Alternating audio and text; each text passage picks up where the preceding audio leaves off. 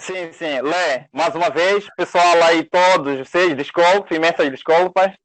A situação, eu vou deixar a palavra com o Davi para a gente dar o início da nossa conversa, né?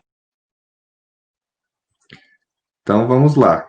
Não é uma satisfação, então, termos vocês aqui conosco nesse sexto Tecendo na Pandemia, né, Pedagogias da Pandemia, um evento que faz parte desse circuito de seminários organizados pelo coletivo Tecendo.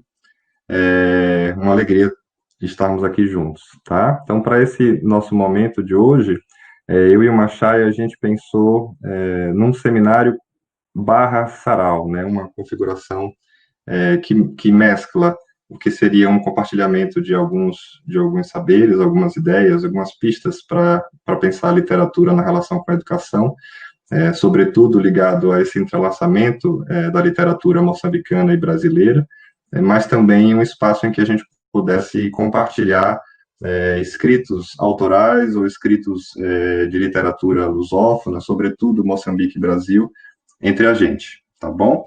Então, para esse momento inicial, eu peço que desde já todos desliguem os microfones, tá? E eu vou compartilhar com vocês a minha tela aqui para que a gente possa dar início a uma exibição de imagens e que vocês escutarão em alternância, eu e o Machaia, fazendo algumas das leituras dos textos das obras literárias que a gente indicou para vocês ali no nosso material de divulgação e convite do nosso seminário, tá bom? Então é isso. Vou compartilhar aqui a tela com vocês. Posso colocar? Pode colocar. E aí todos assistem a esse vídeo, tá bom? Vamos lá. O pescador de Moçambique. Eu nasci em Moçambique, de pais humildes provim. A cor negra que eles tinham é a cor que eu tenho em mim. Campos de Oliveira. Esta terra tinha dono. O sétimo a sair foi o homem branco, com espingarda na mão. Então, Emeco disse: Você é o sétimo. Dei aos primeiros todos os bens que eu tinha. Como você é o último, deve ser uma pessoa sem medo. Você deverá fazer guerra para tirar a riqueza dos outros. Com isso, conseguirá muito dinheiro. Daniel Manduruku. Reza Maria. Soam no trabalho as curvadas bestas. E não são bestas, são homens, Marias. Correm-se a pontapés os cães na fome dos outros. E não são cães, são seres humanos, Marias. José Caraveirinha.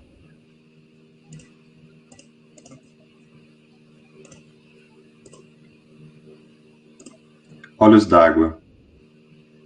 E enquanto jogava o olhar dela no meu, perguntou baixinho, mas tão baixinho como se fosse uma pergunta para ela mesma, ou como estivesse buscando e encontrando a revelação de um mistério ou de um grande segredo.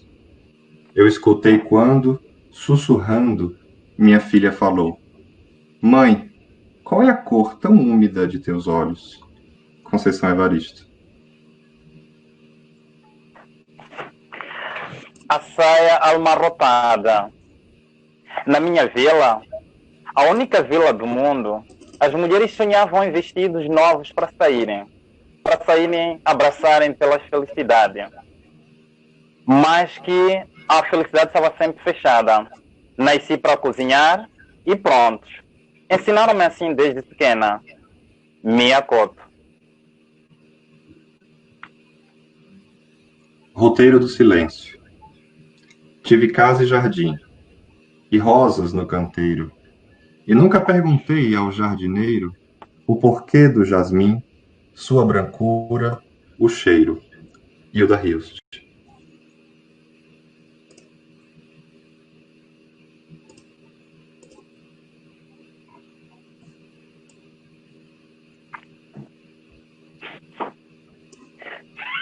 Não raro encontrar. Agora passo ao percurso histórico do Davi. Não raro encontrar um baiano morando em Santa Catarina. Não raro encontrar um baiano onde for o espaço afetivo, caloroso, atravessado pela arte, cultura e alegria, como eu tecendo. Sobre a primeira não raridade ou banalidade de baianos por aqui e acolá, chama-nos a atenção para este trânsito socioeconômico que é a marcação do Brasil, pelas origens dessa geografia política complicada que gera atritos, silenciamento, desvalorização, estereótipos, etc. Sobre a segunda, é para ilustrar que ser baiano, ser Bahia, é ser flor em jardim de terra adubada, assim como é ser cato em fresta de larejo quente, existências. Nascido com os pés na área da praia de Itapuã, é filho de baiano e de cearense também. Metade litoral, Salvador, Bahia, e metade sertão, Crateus, Ceará. Até os 17 anos, viveu vendo o branco das ondas. Até os 24, o branco das nuvens pelo interior do estado. Formou-se em licenciatura em ensino de biologias pela Universidade Estadual de Feira de Santana, na cidade do mesmo nome, Feira de Santana, ou Santana dos Olhos da Água, como já foi nomeada. Dessa Bahia diversa, aguada e também árida, ama o cuscuz, o aipim, o inhame e todas as frutas. Ama o cheiro das peles quando se dança forró, dos balanços das saias e das batidas dos tambores no chão. Por fim, saiu da rua da ilha, onde viveu a infância, para conhecer as ruas da ilha de Santa Catarina e fazer um mestrado em Educação na Universidade Federal de Santa Catarina. Trabalhou na instituição por 2 anos e depois voltou a deixar o mar para ver apenas as estrelas. Hoje estuda o doutorado no estado de São Paulo, estado mais populoso do Brasil, na Universidade Estadual de Campinas. Para todo canto que vai, até quando vai para o famoso canto nenhum, carrega seu gostar de livros, de cinema e de gente. Sonha em ter uma rede em casa e tempo bom para entrar no mar e para encontrar as pessoas, trocar sorriso e abraços. Uma vez mais está em Florianópolis, cidade onde conheceu tecendo. Morou 4 anos e já saiu algumas vezes. O engraçado é que passou a voltar constantemente lá. E para não ter dúvida que voltaria, a ilha fez nascer dele um brotinho seu, de pés ainda pequenos, mas ligeiros, de sorriso banguela e olhos cor de céu de Ceará. Sim, foi em Floripa, na manhã daquele dia, numa das salas, pronto já assistir mais uma defesa de tese de doutorado de uma das alunas do coletivo Tecendo, orientada, obviamente, pelo Lé, que nos vimos, nos saudamos e nos abraçamos como um valor de boas-vindas. Por fim, é importante mencionar que desse encontro entre Maché e Davi nasce a vontade para este seminário serão oferecido aos amigos e às amigas, oferecido ao Tecendo e às demais instituições aqui presentes, onde falaremos e sentiremos um pouco dos entrelaçamentos literários entre Moçambique e Brasil, como um abraço de diferenças que se toca neste abraçar, segundo aquilo que o Tomás Tadeu, 2000, nos fala sobre o currículo e uma pedagogia da diferença e da multiplicidade. Passo a citar. Em certo sentido, pedagogia significa precisamente diferença. Educar significa introduzir a cunha da diferença em um mundo que sem ela se limitaria a reproduzir o mesmo e o idêntico. Um mundo parado, um mundo morto. É nessa possibilidade de abertura para o outro mundo que podemos pensar na pedagogia como diferença. E desta maneira, a marca indelével que eu vejo no Davi é, e continuar, repito, passo a citar, para todo canto que vai, até quando vai para o famoso canto nenhum, carrega seu gostar de livros, de cinema e de gente. Sonha em ter uma rede em casa e tempo bom para entrar no mar e para encontrar as pessoas, trocar o sorriso e abraço. Isso define o Davi. Naquele vilarejo chamado Larde, de um município mais a sul da cidade de Nampula, e numa semana antes de findar o mês de maio, nasceu um filho de casa, que de imediato pôs-se a movimentar entre municípios e cidades daquela que até hoje é conhecida como a capital do norte, Nampula. A sua infância foi normal, como a de muitas crianças do seu tempo e do seu país. Sempre gostou de jogar a bola, não é por acaso que até hoje se move para este esporte de massa do mundo, onde for e estiver.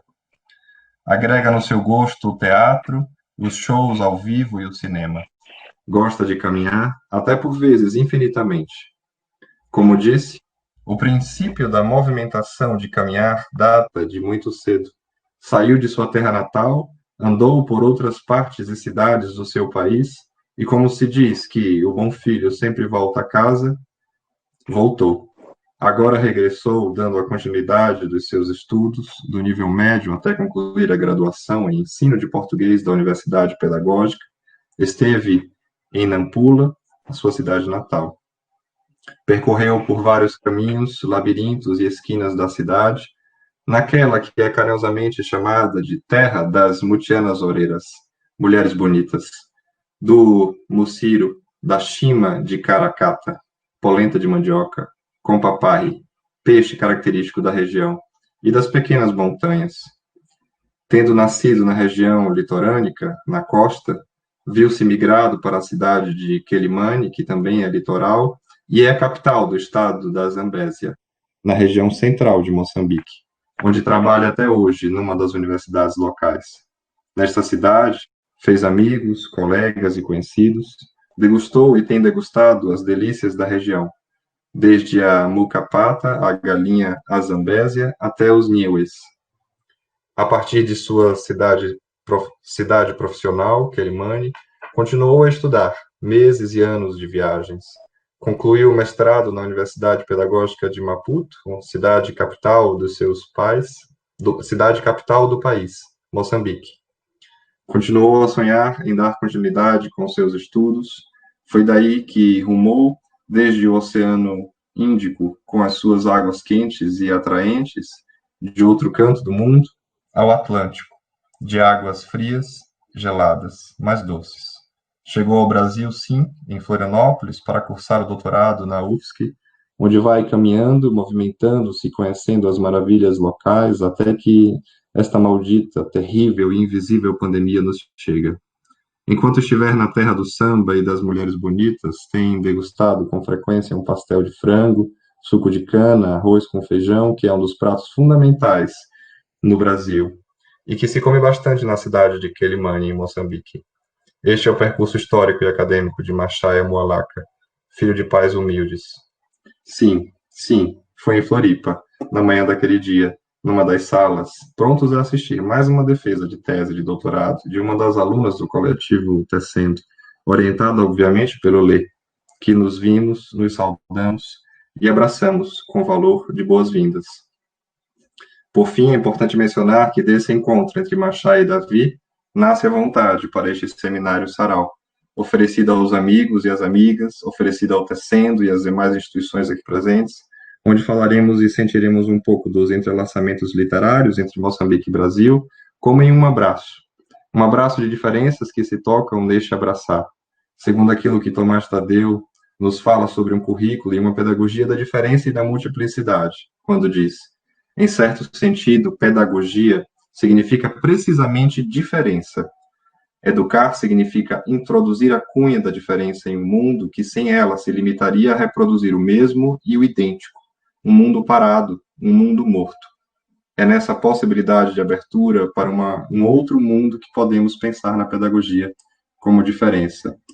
E, para tanto, repito, o que marca muito bem o meu amigo Machaia, percorreu por vários caminhos, labirintos e esquinas da cidade, naquela que é carinhosamente chamada de terra das mutianas oureiras, mulheres bonitas, do mucírio, da chima de caracata, polenta de mandioca, com paparri, peixe característico da região, e das pequenas montanhas.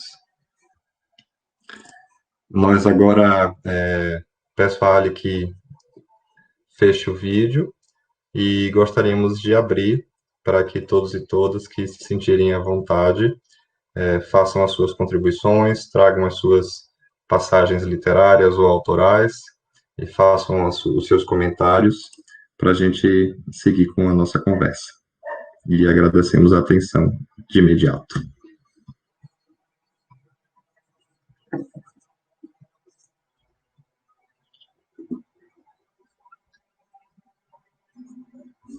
Quem quiser falar pode habilitar o microfone ou levantar a mãozinha aqui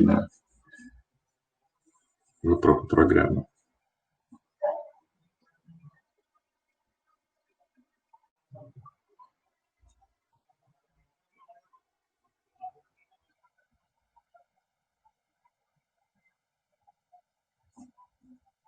Sem briga, gente, sem briga. Um de cada vez.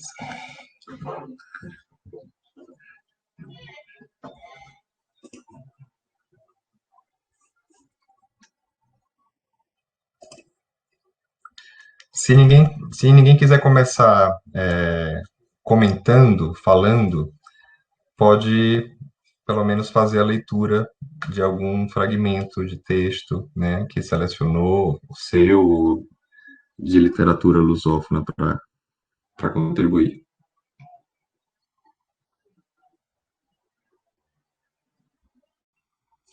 A Luciana. Foi isso que eu entendi aqui? Apareceu.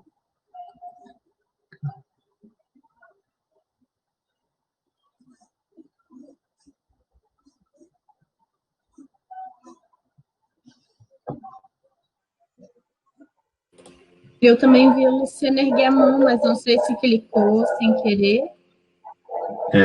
Apareceu aqui para mim também.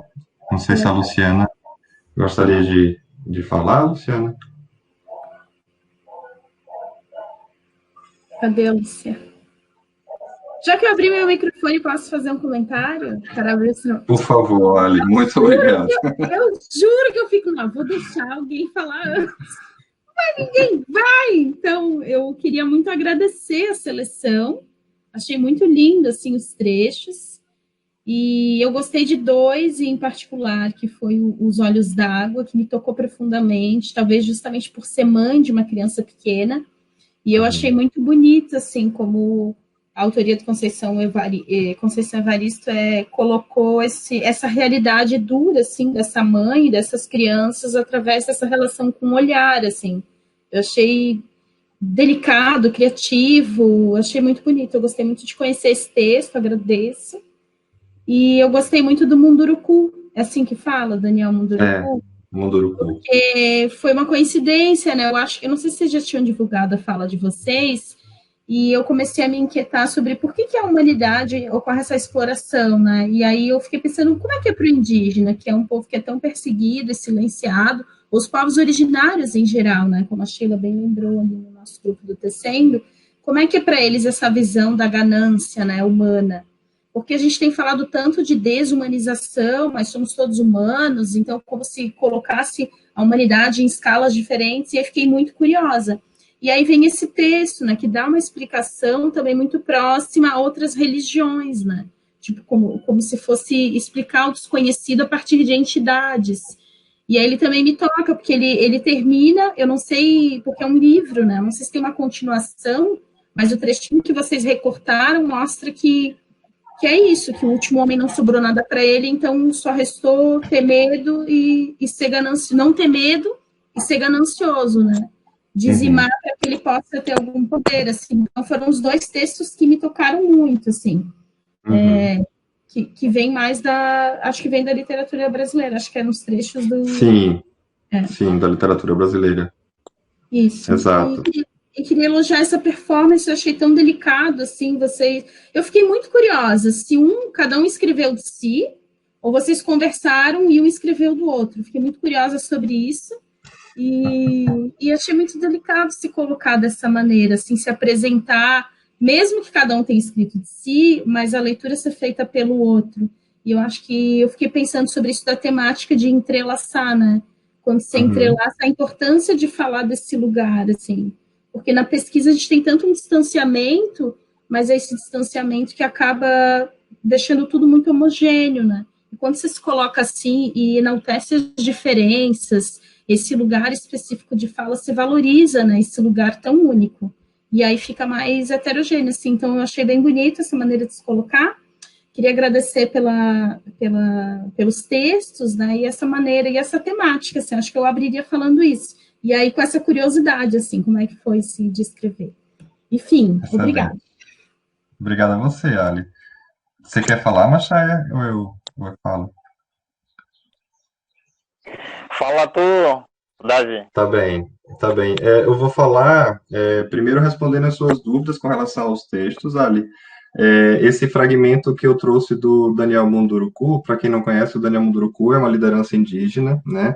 Ele é doutor em literatura e ele aglutina muitos escritores e questões relativas à literatura indígena aqui no Brasil, né? E ele fez esse livro que é o Banquete dos Deuses, né? É um livrinho pequeno aqui, Banquete dos Deuses.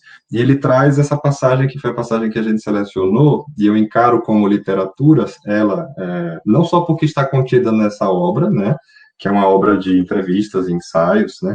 Mas porque o próprio Daniel, ele defende a ideia de que tudo aquilo que é produzido pelo povo indígena é literatura, né? Das grafias corpóreas, das pinturas, dos artesanatos, das falas, da oralidade, dos modos de vida, ele encara como sendo literatura, né?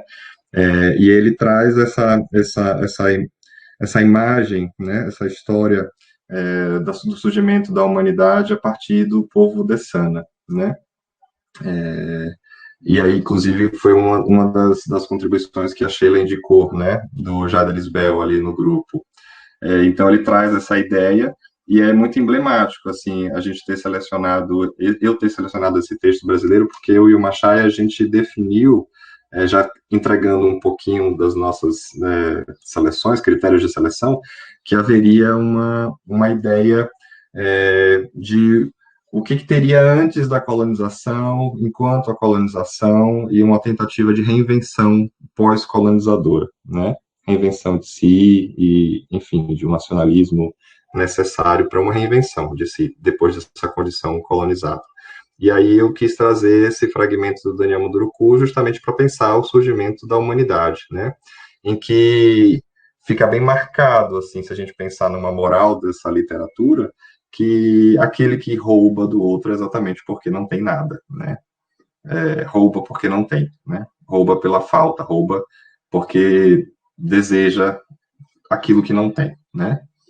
E aí, com relação ao texto também da Conceição Evaristo, né, eu acho que é muito emblemático também a gente ter eu ter apontado esse horizonte do texto da Conceição Evaristo como um dos textos base, assim, para esse seminário, esse sarau, porque ela é uma importantíssima representante do próprio movimento negro, de uma literatura negra, de um movimento que já vem desde a década de 70 com os cadernos negros, né, publicados já há mais de 40 volumes aqui no Brasil, tentando retomar essa visibilidade de uma literatura que parte dos sujeitos negros e negras do nosso país, né, do nosso Brasil. Então, a Conceição Evaristo ela é emblemática nesse sentido. E aí, com relação a essa performance que nós fizemos, foi uma ideia em conjunto entre eu e o Machaia. A gente queria exatamente marcar também esse lugar da autoria, quando a gente pensa ser Brasil e ser Moçambique, essa literatura de cada um dos lugares, até porque não daríamos conta, né, de falar sobre toda uma literatura Brasil e Moçambique, ou tudo aquilo que poderia ser falado sobre isso. Então era importante também a gente marcar o nosso lugar de fala, são as nossas expectativas, é a nossa curadoria com relação a essas obras, é a nossa perspectiva sobre esse lugar. Então falar sobre nós era super importante.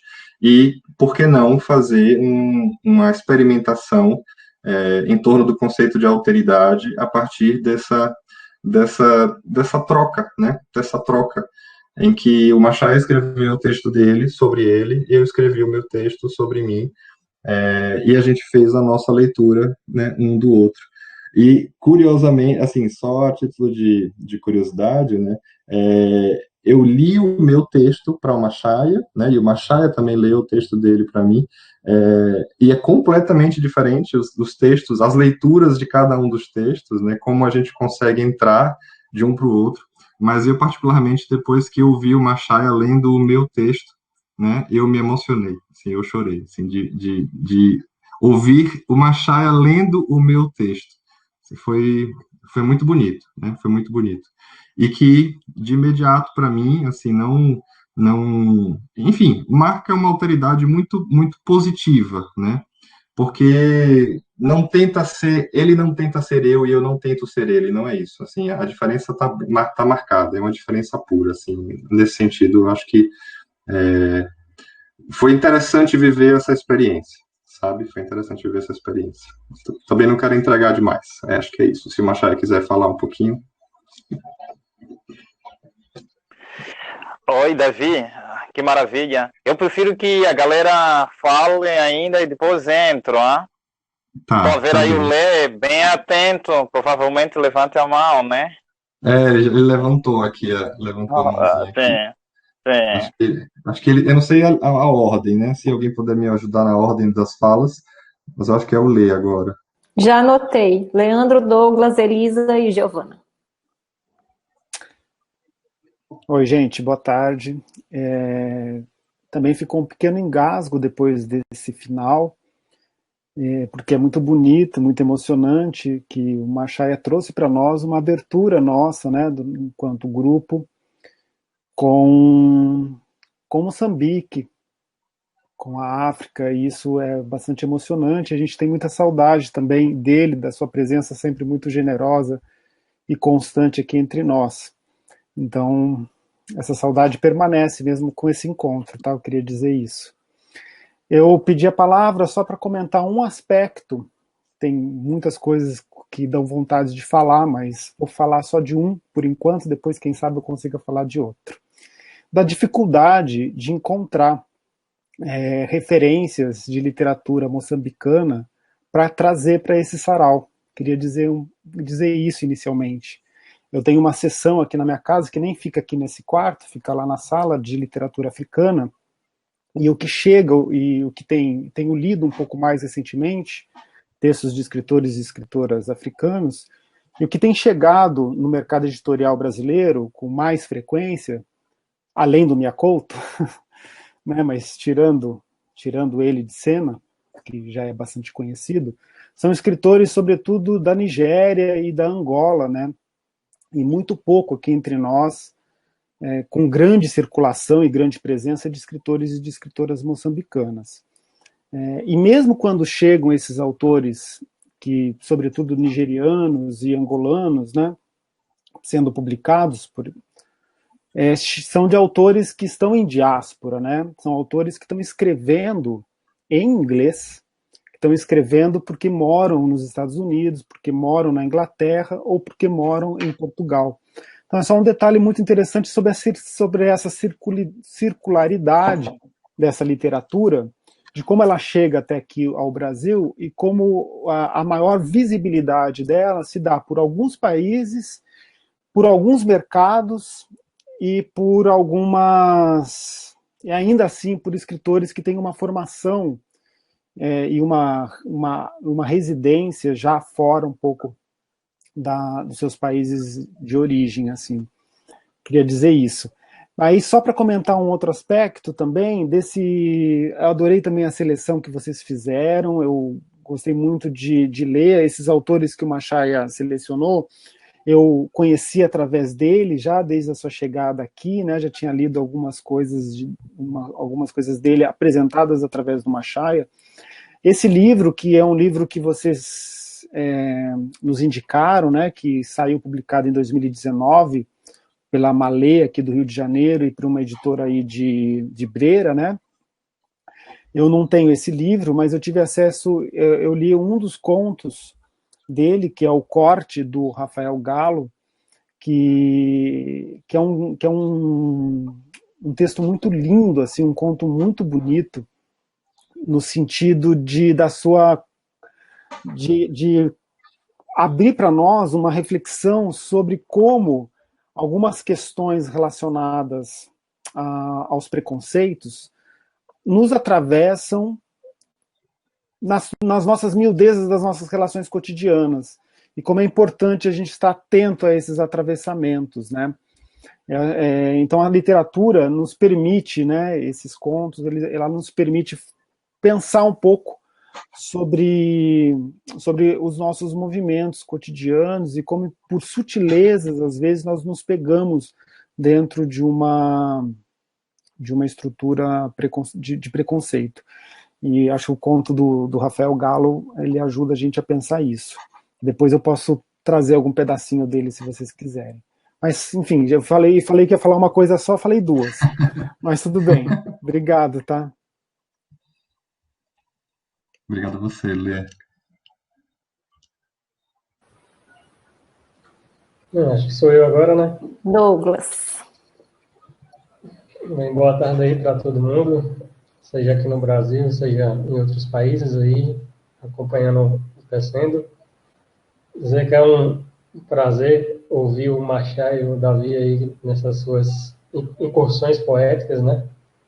Deixando nossas tardes um pouco melhores. Dizer também que além da beleza da narrativa de vocês dois, eu acho que, de certo modo, por mais que elas tenham sido tão abrangentes, ainda faltou muito para representar cada um de vocês. O Maché que eu conheço mais, eu não consigo identificar o Maché ali, não. O Maché que eu conheço, ele não ia deixar de fora uma foto tirada no campo do Corinthians, que é o lugar que ele mais me fez ir até lá, me obrigou a ir até lá, tive o desprazer de levar ele até lá, só para tirar uma foto no lugar que ele mais queria da vida, e o cara não botava foto num momento como esse. Aí não é Maché, não. Que Maché é esse? Mas, assim, tirando as brincadeiras à parte, eu queria compartilhar um trecho daquele escritor que provavelmente é o mais conhecido da língua lusófona que nós temos, que é o Saramago, e da sua obra Todos os Nomes, que me remeteu muito na apresentação de vocês, esse trecho, quando ele fala que o que dá verdadeiro sentido ao encontro é a busca, e é preciso andar muito para se alcançar o que está perto.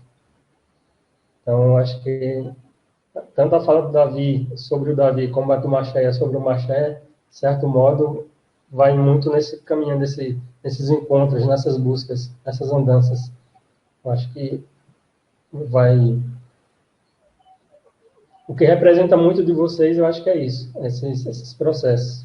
E aí outra coisa também, no final acho que o silêncio de muitos que a gente estava ainda meio que atravessados por essa experiência de vocês, mas eu também, assim, eu achei que vocês iam dar continuidade, achei que ia ter mais. Eu fiquei pensando, pô, os caras começaram muito bem, tá ótimo, o que é que vem por aí mais agora? E aí, de repente, acabou.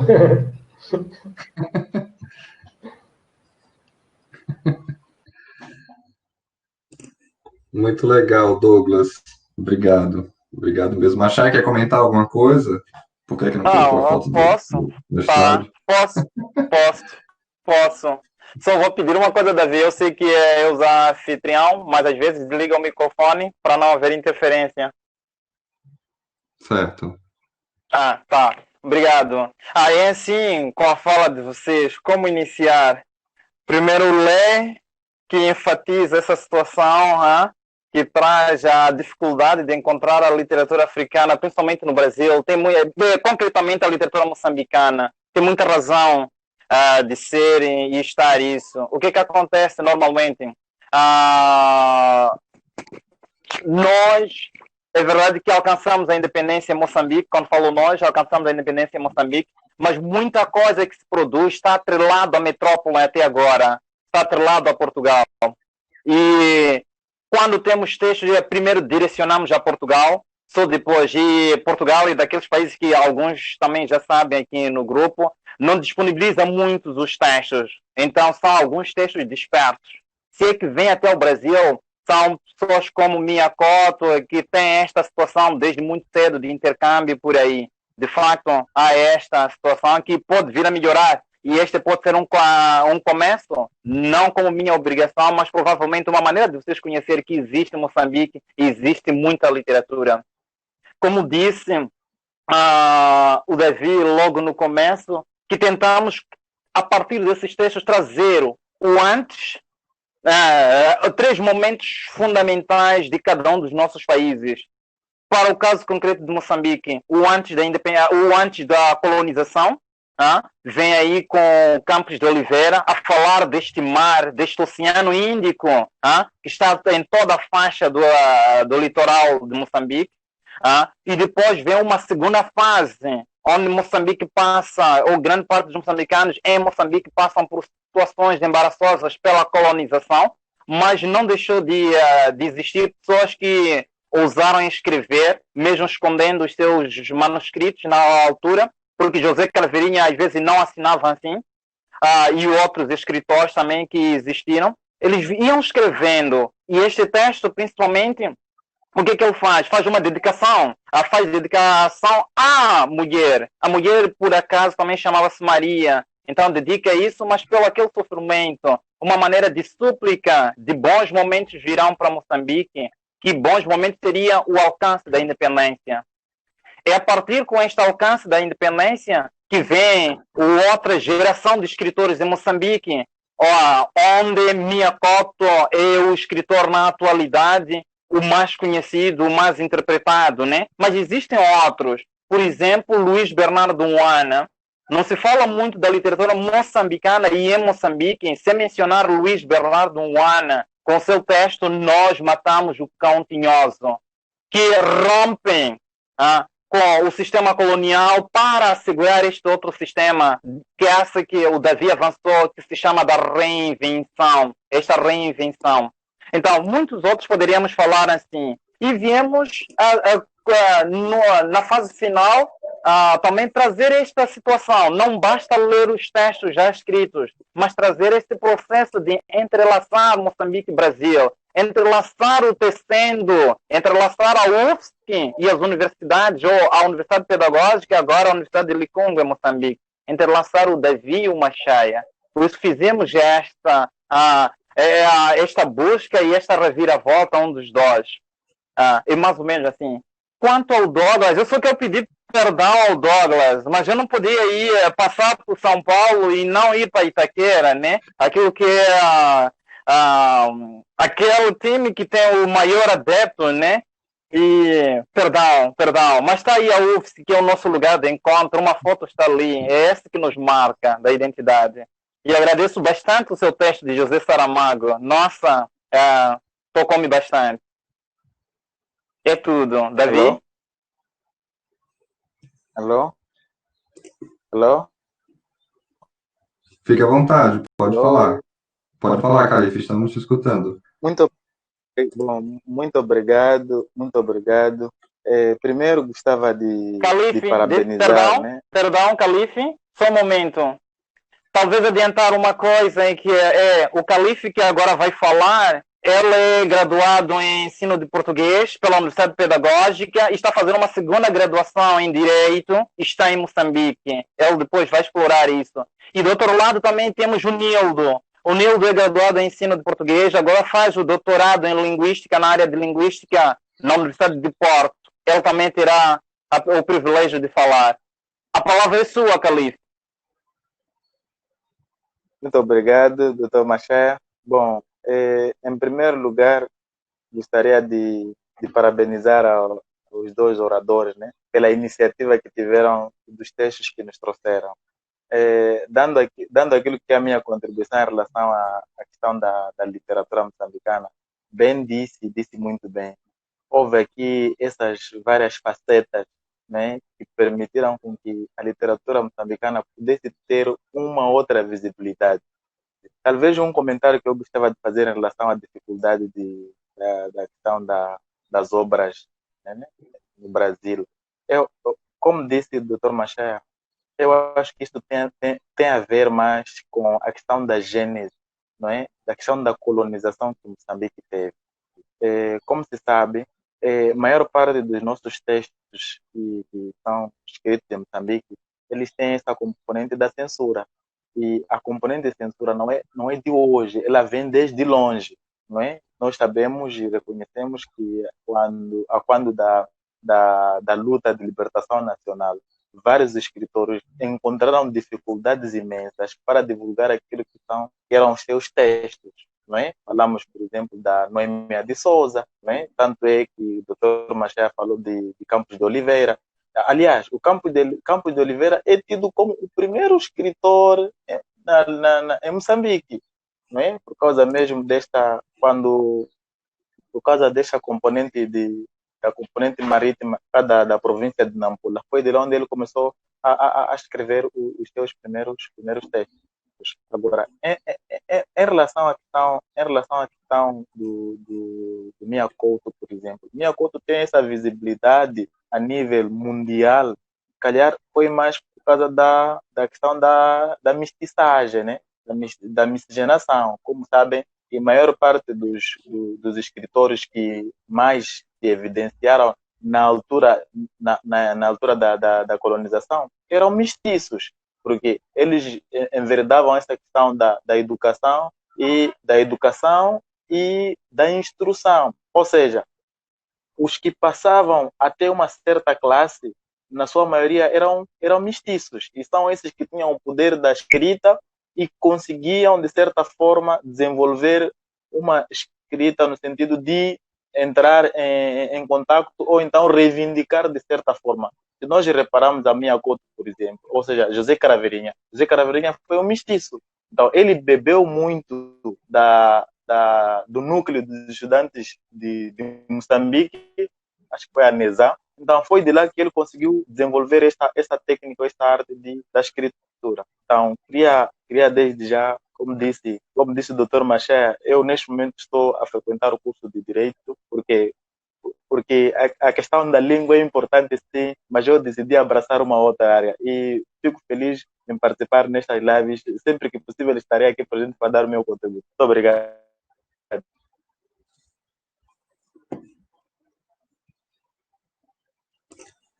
Obrigado, Calife.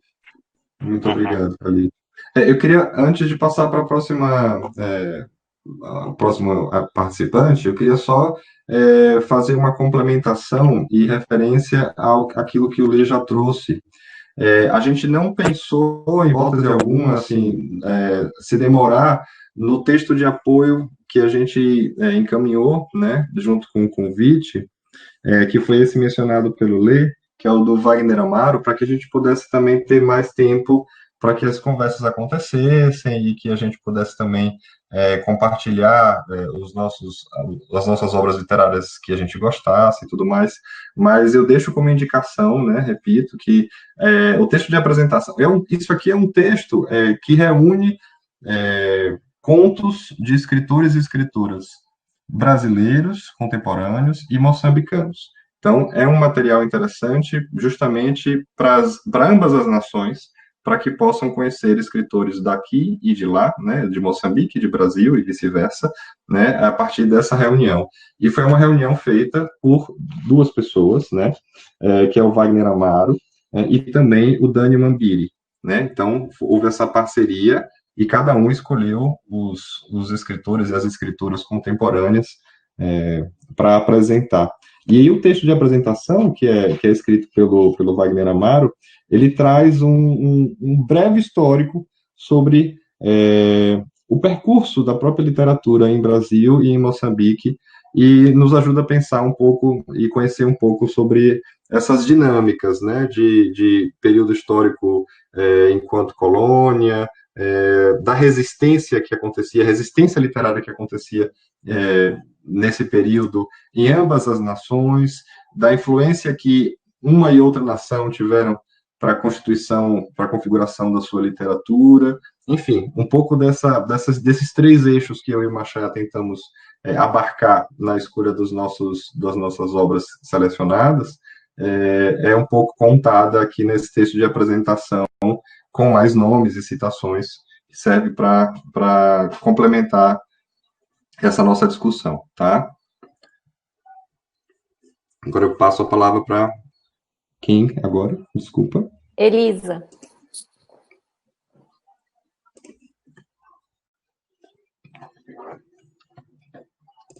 A Elisa. Está nos escutando? Elisa. A Elisa está congelada aqui para mim, não sei se para vocês aí. Acho que ela está congelada também. Eu posso falar, então, que eu sou a próxima e depois ela entra. Ah, agora acho que foi. Nos escuta, Elisa? Elisa, abre o microfone. Agora consegui, gente.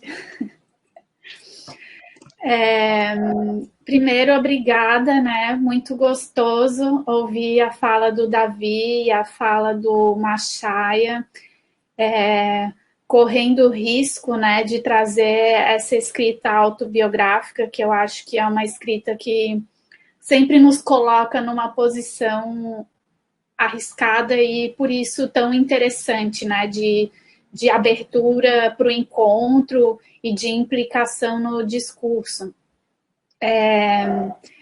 E como vocês chamaram para um encontro que é também um sarau, né? Eu, ouvindo os dois, fiquei com vontade de ler um poema que acho que fala um pouco disso que a gente está conversando, né? Tanto da fala de vocês dois, como do que eu vejo que é o tecendo, e também dessas relações, né, tão ricas e tão importantes que é Brasil e Moçambique. É um poema do Caio Meira. Um poema que eu já conhecia, já gostava antes, mas eu acho que nesses tempos ele ganha uma outra camada de sentido. Se chama Um Abraço. Quando nos encontramos e nos abraçamos por apenas alguns segundos, quando coloquei minha cabeça ao lado da sua e o seu tronco por poucos instantes se colou ao meu tronco, com minha mão pousada nas suas costas, sobre sua pele, sobre sua coluna vertebral, nisso que se define normalmente como um abraço de cumprimento, de duas pessoas que não se veem há algum tempo.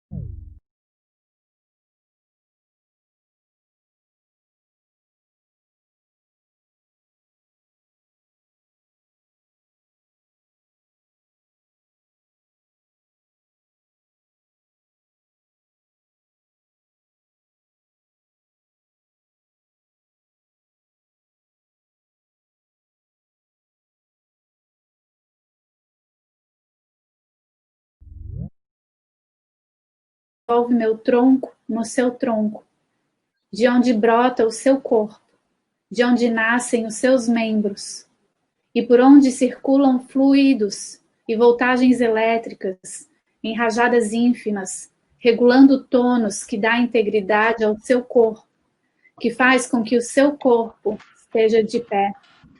À minha frente, comandando seus braços a se entrelaçarem nos meus, nessa configuração que caracteriza o abraço. Esse e qualquer outro.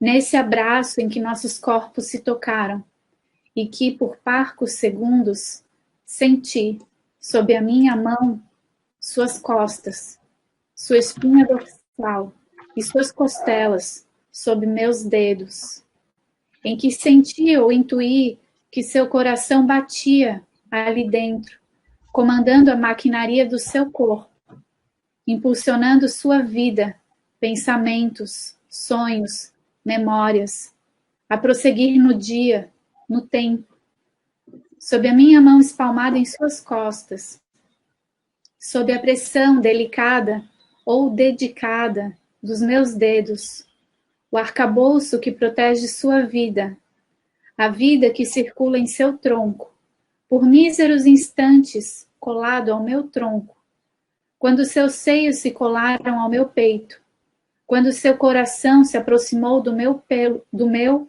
pelo tempo que costuma durar o abraço.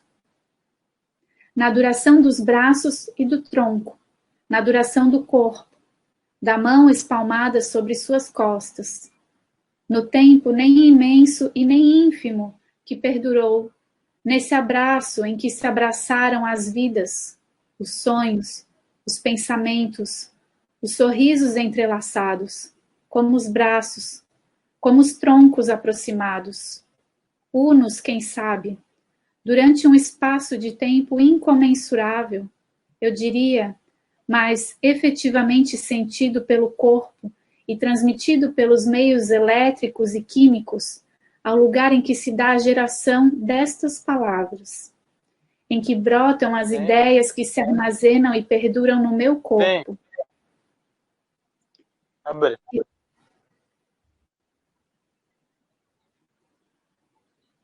Que se abraçam a minha vida a partir daquele abraço, que pouco ou quase nada durou em matéria de tempo cronológico, mas que insiste ainda agora, aqui, quando me invade a falta do seu tronco colado ao meu, naquele dia em que nos encontramos.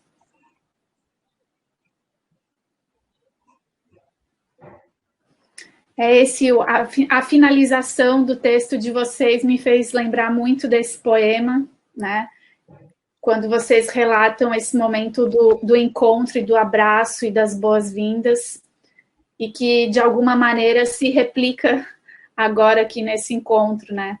E alimenta um pouquinho a nossa saudade desses encontros e desse abraço. Obrigada. Obrigado. Oi, Elisa. Davi? Eu estou muito tocado com a sua leitura, Elisa. Te agradeço muitíssimo, né, pela generosidade de ter trazido essa obra, né, e a sua linda leitura dessa obra. Eu vou te pedir que, se possível, colocar o título, o nome da autoria aqui no chat para a gente poder também ter essa coleta, né, e fazendo essa coleta. Agradeço muito, muito lindo e muito imagético.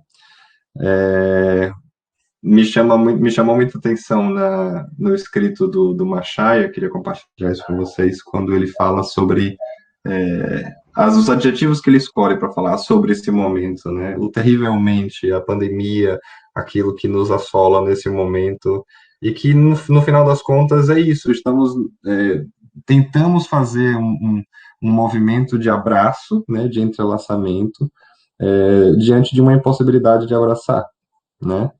Mas, enfim, ficamos no desejo, né? Ficamos no campo do desejo e nesse reforço. E a leitura que você traz é muito emblemática nesse aspecto, assim, gratidão. Nossa, Elisa, eu não queria que passasse assim, impactou bastante antes do próximo orador, né? Outro interveniente. Estou até agora, né? Parece que corre nas minhas veias sua leitura e tu sintetiza muito o Davi, né? A passagem do Davi que marca o Davi é esta, dos abraços, né? Para além de ter a rede ali, dos abraços. E estamos aqui a tentar fazer esse abraço, mesmo que virtual. Obrigado pela sua fala. Volto a Ali. O próximo quem será, por favor? Acho que agora sou eu. Depois Ivete, depois Nildo. Vocês me ouvem? Sim, mas Sim. oscilou um pouquinho teu microfone. Sim. Vamos lá. Tá, vamos ver se melhora. Acho que eu vou mudar de lugar. Um segundo. Eu gostei muito da seleção dos textos que vocês fizeram. Eu não consegui ler todos, até porque eu achava que eu nem ia conseguir participar da reunião. Eu fui lendo em doses homeopáticas, mas, enfim, consegui ler alguns. E eu sou uma fã, né, do Mia Couto, acho que algumas pessoas já sabem disso. E aí, esse conto do Mia Couto que vocês indicaram, A Saia Almarrotada, me fez pensar muito sobre uma relação que eu tenho buscado assim, entre o Mia Couto e o João Guimarães Rosa.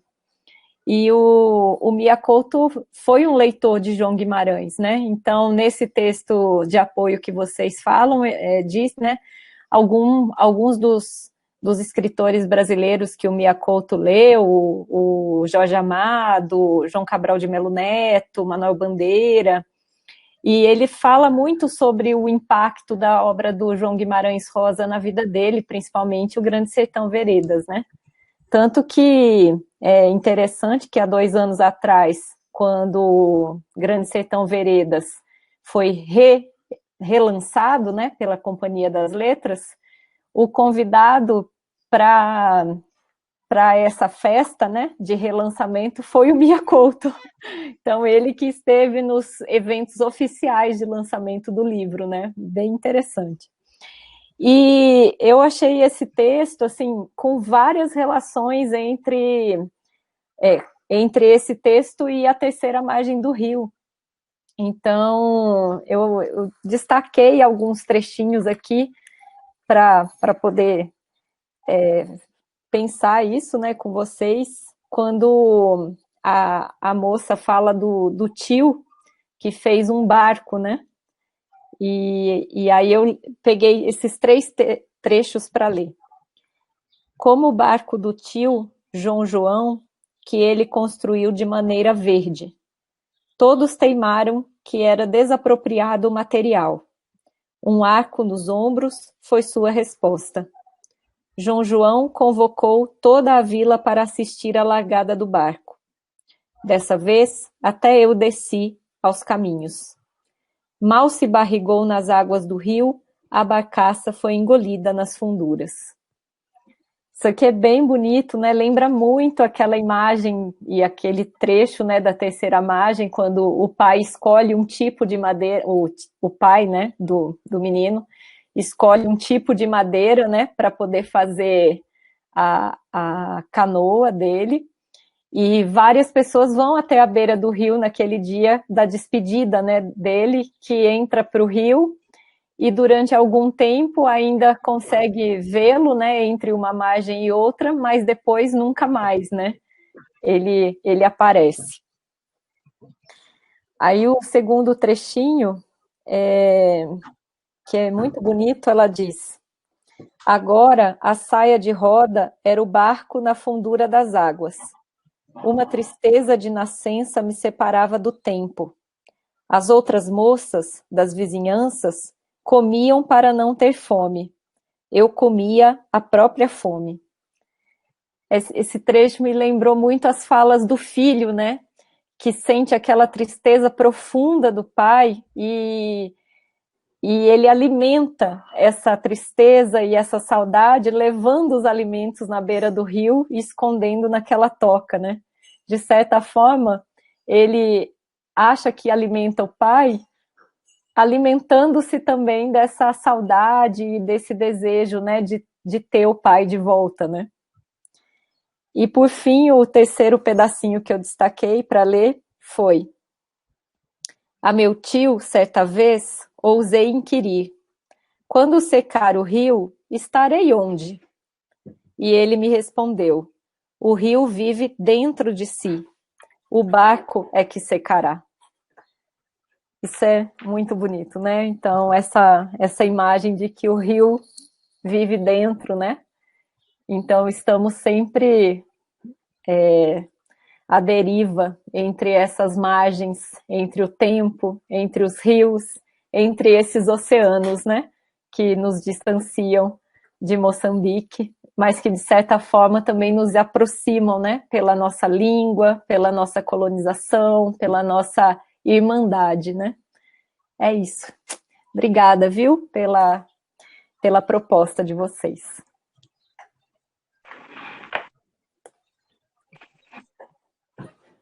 Muito obrigado, Giovanni. Eu vou deixar que o Davi fale um pouco isso, e ele vai fazer também esta cozedura, né, de trazer o rio ali, o mar, e principalmente a região litorânea, de que Davi fez referência no seu texto, e eu também, o Oceano Índico, Moçambique, e o Atlântico do outro lado. Davi, a palavra é tua.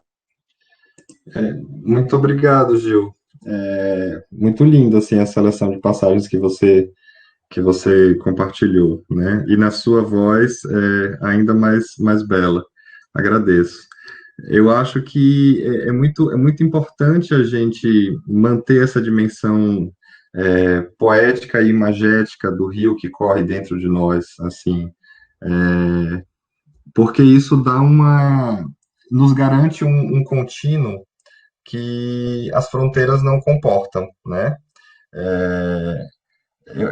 Quando se escreve sobre os encontros e desencontros de Brasil e Moçambique, como o Machado já trouxe, né, há o cruzamento entre dois oceanos que ninguém sabe quais são as fronteiras, né? Eles se tocam, eles se entrelaçam, eles se tocam, eles se misturam, e não é possível uma definição de onde começa um e onde termina o outro, né? Sim, é possível, talvez, né, muito ficticiamente, criar linhas para uma geografia política, né, de cidades e de países e de estados e de regiões, mas fronteiras de mar, de oceano, de rio, isso assim, é a melhor imagem do incapturável, da insubordinação, né, da desobediência que a gente possa imaginar, né? O que acontece é o nome que fica flutuando em qualquer mapa que se faça, né? Flutuando ali, à deriva, nesse mar, nesse oceano, nesse rio, né? Então, eu acho que a gente pode ficar exatamente com esse entrelaçamento das águas, né, que acontece nesses encontros entre Oceano Atlântico e Oceano Índico, né? E, bom, eu e Machaia, em lugares diferentes, né? Eu vim de Salvador, né? Também nasci e cresci à beira da praia, e aqui agora em Florianópolis, né? Enfim, eu acho que essa relação com o mar, com essa imagem do mar, com essa coisa do movimento e com a própria beleza do que é a água, né? Define muito bem, assim, tenta traduzir esse intraduzível, né? Da própria literatura. Eu acho que são boas imagens para a gente ficar e sentir, né? Uma coisa interessante que eu queria comentar com vocês é que, assim, é muito emblemático, sobretudo para nós aqui que somos brasileiros, e quando a gente pensa na relação da literatura brasileira com a literatura lusófona, né? Sobretudo nisso que a gente já vem encontrando e escutando do Mia Couto falar em várias entrevistas que ele tem a oportunidade de dar, da influência dos escritores brasileiros na literatura de Mia Couto, sobretudo, mas de outros escritores moçambicanos, né? Depois o Machaia pode complementar também, porque a gente teve essa conversa em termos de quais são os outros pilares dessa influência e configuração da literatura moçambicana. Mas uma coisa que é pouco dita, né, é que mais atualmente o que tem havido é um movimento contrário de influência de literaturas lusófonas naquilo que é constituído da literatura brasileira, né? Enfim, não há um fluxo unilateral entre aquilo que é feito aqui e é levado para lá, mas há um movimento muito importante de retomada dessas referências e dessas produções de África para aquilo que é constituído aqui no Brasil, né? O fato de o contexto de colonização ter sido rompido há mais tempo aqui, em certa medida, concede outras condições assim para a produção de literatura, outras temáticas, outras relações com aquilo que a gente pode chamar de globalizado, né? Outras relações com o restante do mundo que não seja única e exclusivamente a questão da resistência frente à colonização ou de resistências identitárias e tudo mais. Enfim, são coisas que eu não quero dizer chamar nem de positivas nem de negativas, mas que se configuram de uma outra maneira, né? Mas o fato é que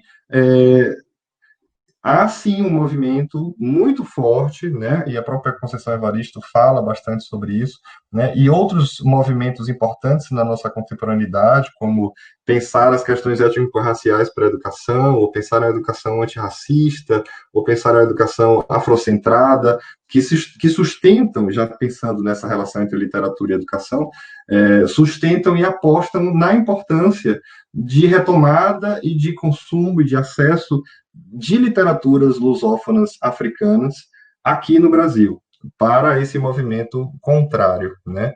Para uma reconstituição, reconfiguração e reinvenção do que é ser povo brasileiro e pensar essa identidade, né? Dentro das suas diferenças. Então, isso é importante da gente marcar também.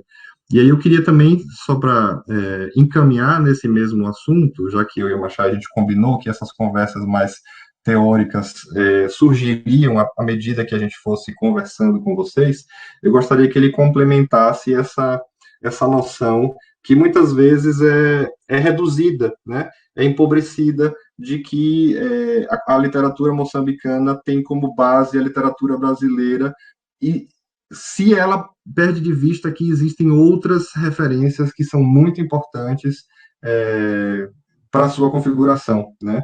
Se o Machado puder complementar e trazer os outros elementos, agradeço. Obrigado, Davi, mais uma vez. A Giovanna trouxe trechos brilhantes daquilo que é a grande parceria, né? Não sei se é o termo mais apropriado no Brasil, usando assim, mas este intercâmbio cultural, social, econômico, por aí, já faz data de muito tempo, né? E se referiu aqui que agora há tendência mais deste outro movimento das literaturas mais já virem da região de África, especificamente também de Moçambique, chegarem lá e reverberarem em outros moldes, né? Em outros moldes. Isso é bastante importante, estamos a viver isso, né?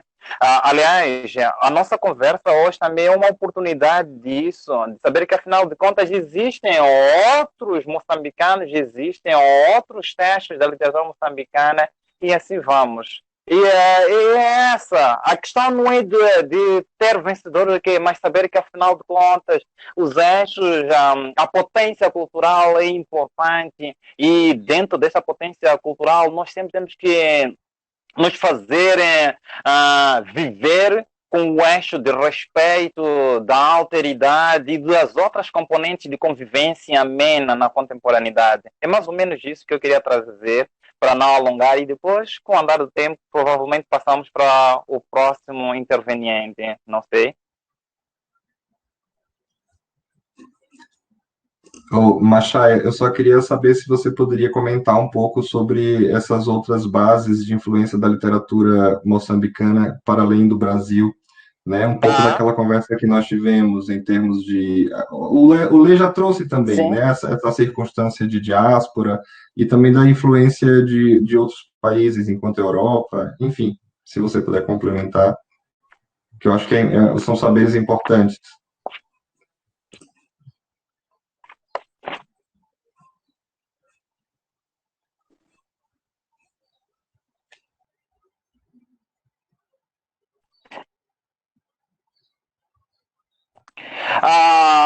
Talvez eu iria numa configuração teórica avançada por uma estudiosa moçambicana, Eudizina Dias, né? Que felizmente fez o doutorado e o pós-doutorado no Brasil, né? Na PUC de São Paulo. Ela diz o seguinte, que é característico para todos nós, do Nildo que está aí, o do Calife, né? Moçambique é um país multicultural, multiétnico, multilinguístico. Então, isto tudo já traz consigo. Nós temos, dentro de Moçambique, Como eu citei antes, Moçambique é dividido em 3 regiões fundamentais, que é a região sul, norte e centro. E a primeira capital em Moçambique estava situada no norte de Moçambique, que é na ilha de Moçambique, que é o patrimônio hoje histórico da humanidade. O Nildo vai falar com mais sabedoria isso, porque ele reside lá e conhece a ilha de Moçambique. É lá onde estava assente o Campos de Oliveira, mas depois transitou a capital, como é o histórico também do Brasil, né, de transição para outros estados, né? A capital passou para a cidade de Maputo, no sul de Moçambique. Então, para dizer o seguinte, que fomos recebendo ao longo de vários tempos esta... não seria talvez de imbricação, né? Esta convivência entre vários povos, várias línguas, várias etnias. E é isso, Moçambique é um país multicultural e principalmente de uma diversidade cultural enorme. Obrigado. Muito obrigado, Machaia. Quem é que está na lista agora, perdão? Agora era isso. É o Nildo. Tá. É que estava na lista Ivete. Sim. Tem razão. É a Ivete, desculpe. Primeiro é a Ivete, depois é o Nildo. Sim, tem razão, desculpem. Enganei-me aqui. Se o Nildo quiser falar antes, não tem problema para mim. Não, Ivete, foi um lapso meu. É tu a falar. Queremos ouvir um pouco daí, do ar, é? Depois convida-me para comer, degustar alguma coisa daí. Sim, para me convidar para degustar da moída.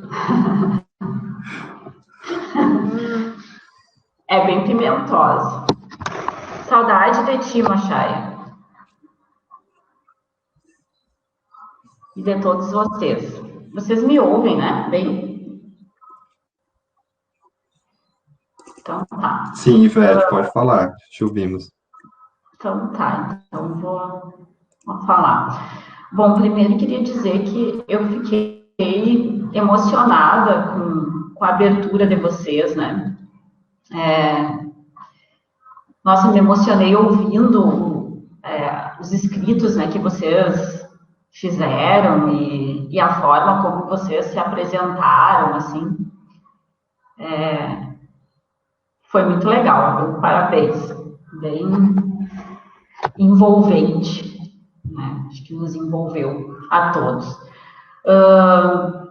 Infelizmente, eu não consegui ver os materiais que vocês propuseram, que a semana aqui foi bem intensa, está sendo bem intensa, né? Acumularam algumas atividades. Mas, assim, ouvindo vocês e sendo provocada, né, pelas falas de vocês, principalmente, assim, de uma maneira mais particular, pela fala do Davi, quando ele colocou no início sobre a questão da literatura indígena, né?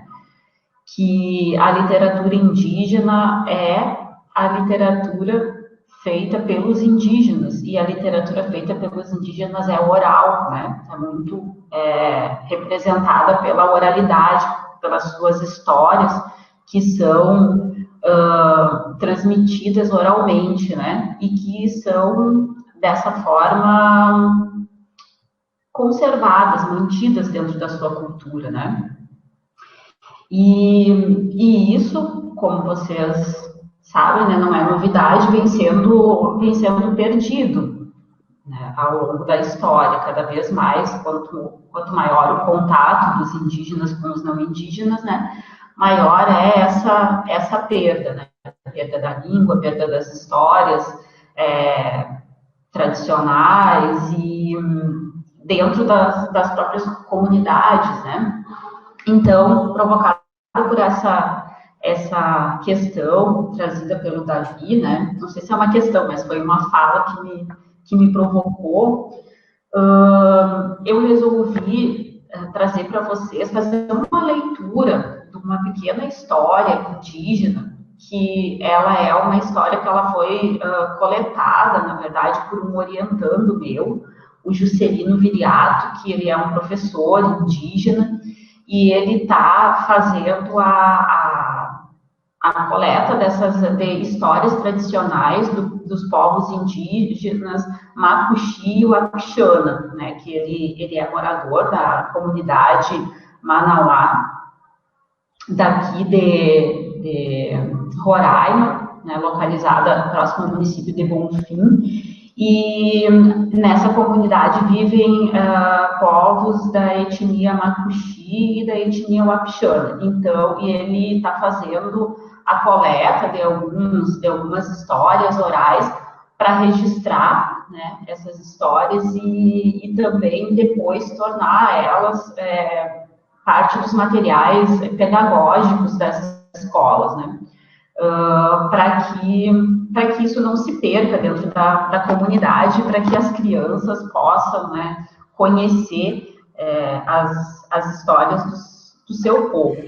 Então, como aqui existe muito, né, eu faço parte também do programa de pós-graduação em letras aqui, e tem muitos estudantes indígenas, né, e muitos trabalhos com a literatura e com a literatura indígena. E o que eu percebo muito é o branqueamento da literatura, né? E aí, novamente, vocês estavam falando aí, o Davi e o Machai, agora do último, né? Dessa questão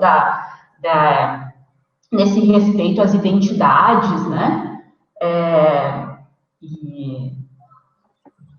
E o que eu percebo aqui é muito uma tentativa, né, de branqueamento dessa literatura. E tratando a literatura, tentando levar uma literatura branca para dentro das escolas indígenas e não trabalhar a literatura indígena, né, que é a questão da oralidade. Então, assim, motivada por todas essas questões, eu peço licença para ler uma história indígena que foi registrada. Ela é bem curtinha e simples. Ela foi registrada, né, pelo meu orientando, pelo Juscelino Viriato, contada, né, por um ancião da comunidade da etnia Macuxi. E se chama O Jacaré e o Cachorro. E diz assim: antigamente, o jacaré era dono do cachorro. O jacaré tinha uma boa voz. A voz do cachorro era muito ruim, não saía quase nada. Um dia ele estava descansando e o jacaré começou a dormir. Toda vez que ia dormir, o jacaré tirava sua língua, enquanto roncava. Enquanto o jacaré dormia, o cachorro pegou a língua e colocou a sua no lugar. O cachorro saiu latindo. O jacaré acordou e não encontrou sua língua. Só o pedaço da língua do cachorro. Por isso, até hoje, o cachorro tem língua grande e late muito alto. E o jacaré tem a língua pequena. Então, essa é a história, né? Ela foi registrada tal qual foi contada, né, pelo ancião. E é isso, queria compartilhar com vocês para a gente refletir, né, um pouco mais sobre a questão das literaturas, né, brasileiras. É isso, um abraço. Bom ver vocês. Muitíssimo obrigado, Ivete. Muito linda o escrito que você trouxe.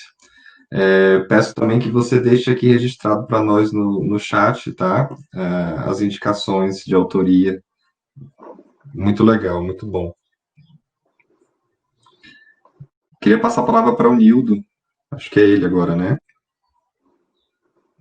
Muito obrigado. Vou saudar a todos mais uma vez e saudar também pela iniciativa, né? Há muitos que não assistiam a um encontro como esse para falarmos de literatura. Eu vou começar o meu comentário falando um pouco. O professor Machaia apresentou a nós, a vocês, e eu vou apresentar a ele também, a vocês, se me permitem. É um amigo, em primeiro lugar, mas talvez o o que ele não vos contou é que nós não somos só amigos. Nós fomos estudantes dele. Ele foi o nosso professor de literatura. E é bom, depois de muitos anos, voltar aqui, mais uma vez, a falar de literatura com o professor Machaia. E os textos que nos traz são realmente os textos que também vimos ao longo das aulas de literatura. Lembro muito bem que o texto de Campos de Oliveira marca, efetivamente, os primórdios da literatura moçambicana. Se formos a ver, Campos de Oliveira é natural da ilha de Moçambique, como o professor Mached bem disse. Ilha de Moçambique foi a primeira capital de Moçambique e, por Campos de Oliveira ser natural da ilha, podemos também ter, entre aspas, como o berço da literatura moçambicana. E há muitos autores moçambicanos, escritores, que são naturais da ilha de Moçambique, neste caso. Estamos a falar de Campos de Oliveira, Marcelino dos Santos, entre outros. E o texto Pescador de Moçambique, apesar de ser um texto já antigo, mas remete-nos a questões bastante atuais. Nós estamos a falar de uma ilha que vive basicamente da atividade da pesca, né? E os lugares a que o texto faz referência, como Mussuril, Sanku e Lumbo, são lugares realmente existentes. Não são lugares fictícios, são espaços físicos que existem e é sempre bom rever isso. Em relação ao texto do José Craveirinha, é um texto com um grito de libertação, não é? Olhando para a própria época em que o texto foi produzido, foi mesmo na época colonial, e podemos aí fazer uma ponte também com algumas situações que nós vivemos atualmente, né? Os homens sendo humilhados, as crianças sendo humilhadas, mulheres e velhos, e são temas realmente atuais, apesar de serem já textos produzidos já há um tempo atrás. E o Mia Couto, eu costumo dizer que Mia Couto brinca com a linguagem. Se puderam acompanhar o texto de forma integral, podemos encontrar aí uma forma diferente de usar a linguagem, mas o escritor, neste caso, tenta transmitir o texto na linguagem real falada em Moçambique. E isso também é um caso de sublinhar. E, por fim, dar os meus parabéns à organização desta iniciativa. São poucos encontros em que temos esse entrelaçamento entre a literatura moçambicana e a brasileira, e é por isso que há uma tendência de se perceber que poucos são os escritores moçambicanos que tendem para a área literária, mas são muitos, e convido a todos para já também começarem a ler a literatura moçambicana. Muito obrigado.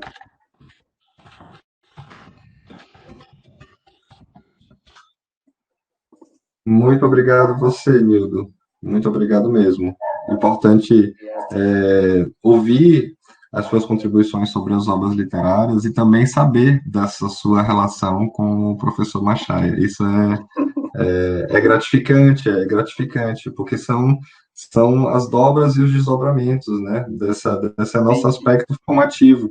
No final das contas, a gente não pode perder de vista que o que nos reúne aqui é uma iniciativa educativa, uma iniciativa pedagógica, né? A temática é a literatura, mas o pontapé inicial, o nosso campo de atuação é a educação, né?